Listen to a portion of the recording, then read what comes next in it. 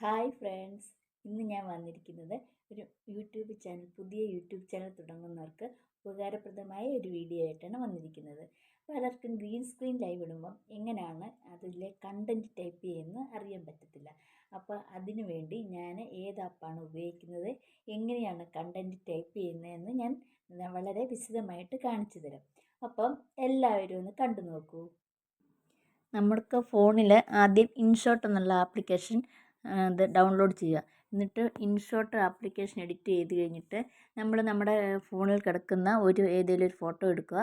ആ ഫോട്ടോ താഴേക്ക് കൊണ്ടുവന്നിട്ട് നമുക്ക് താഴേക്ക് മാറ്റുക. എന്നിട്ട് ഇഷ്ടപ്പെട്ട കളർ റെഡ്, യെല്ലോ, ഗ്രീൻ അതിൽ കിടക്കുന്ന ഇത് കാണിക്കുന്നത് പോലെ ഇഷ്ടപ്പെട്ട കളർ എടുക്കുക. അപ്പോൾ റൈറ്റ് സൈഡിലെ ആ ടിക്ക് അത് നമുക്ക് ഇഷ്ടപ്പെട്ട് തൊടുക. പിന്നെ എന്നിട്ട് നമ്മൾ എടുത്തിട്ട് ടൈപ്പ് ചെയ്യണം. അപ്പോൾ ഒരു ഹെഡിങ് നമ്മൾ ടൈപ്പ് ചെയ്യണം. എൻ്റെ ജ്യോതിസ് വ്ലോഗ് എന്നുള്ള ചാനൽ ടൈപ്പ് ചെയ്യുന്ന അതിന് താഴെ ഇതുപോലെ തന്നെ അത് തൊട്ടിട്ട് ആ ബോർഡറായിട്ട് കളർ കാണുന്ന പല കളർ എടുക്കാം. നമുക്ക് യെല്ലോ എടുക്കാം, റെഡ് എടുക്കാം. അങ്ങനെ ഓരോ കളർ എടുത്തിട്ട് അതിനെ ഇങ്ങനെ മുകളിലേക്ക് കൊണ്ടുവരിക. നമുക്ക് ഇഷ്ടപ്പെട്ട ഹെഡിങ് കൊണ്ട് കൊടുത്തിട്ട് മുകളിലേക്ക് കൊണ്ടുവരിക. അതുപോലെ തന്നെ അത് മുകളിലേക്ക് കൊണ്ടുവന്നതിന് നെക്സ്റ്റ് ആ വലത് വശത്തെ ടിക്ക് എഴുതി കൊണ്ടുവന്ന് ടിക്ക് അടിച്ചു മുകളിലേക്ക് കൊണ്ടുവന്നു. അത് കഴിഞ്ഞിട്ട് പിന്നെയും നമ്മൾ എടുക്കുക. ടെസ്റ്റ് ടൈപ്പിന് എടുക്കുന്നു. നമ്മൾ അടുത്ത പറയുന്നത് ഓരോ കണ്ടൻറ്റ് നമുക്ക് എവിടുന്നേക്ക് കിട്ടുന്ന കണ്ടൻറ്റുകളാണ്. ആ കണ്ടൻറ്റുകൾ അതേപോലെ എടുത്തിടരുത്. അപ്പോൾ അതിന് വേണ്ടിയാണ് ഇൻഷോട്ട് ടൈപ്പ് ചെയ്യുന്നത്. അപ്പോൾ അടുത്ത കണ്ടൻറ്റ് നമ്മൾ ടൈപ്പ് ചെയ്തു.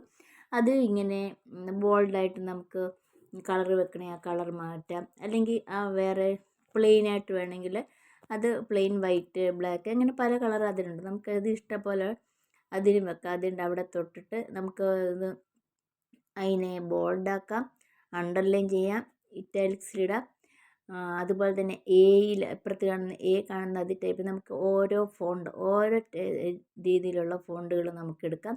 അണ്ടർലൈൻ ഉണ്ട്, കണ്ട ബോൾഡ് ഉണ്ട്, കണ്ട ഇത് എയിൽ തൊടുമ്പോൾ ഇങ്ങനെ ഓരോ ഫോൾഡർ വരും. നമുക്ക് അതിൻ്റെ ലെറ്റർ, അങ്ങനെ ഓരോ ലെറ്റർ നമുക്ക് ഇഷ്ടപ്പെട്ടത് അതെടുക്കാം.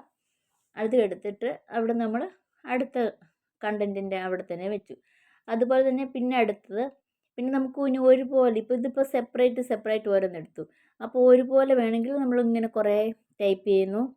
അടുത്ത താഴേക്ക് കർസർ വന്നിട്ട് താഴേക്ക് വന്നിട്ട് അടുത്തത് വീണ്ടും ടൈപ്പ് ചെയ്യുന്നിട്ട് എല്ലാത്തിനെയും കൂടെ അപ്പോൾ ഒരേപോലെ ആദ്യത്തെ ഒരു ലൈൻ.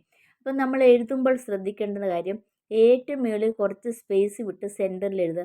അതുപോലെ റൈറ്റിലും ലെഫ്റ്റിലും കുറച്ച് സ്പേസ് വിടുക. അപ്പം നമ്മൾ ഗ്രീൻ സ്ക്രീൻ ലൈവ് ഇടുമ്പോൾ അല്ലെങ്കിൽ നമുക്ക് ഫുള്ളായിട്ട് കാണാൻ പറ്റത്തില്ല.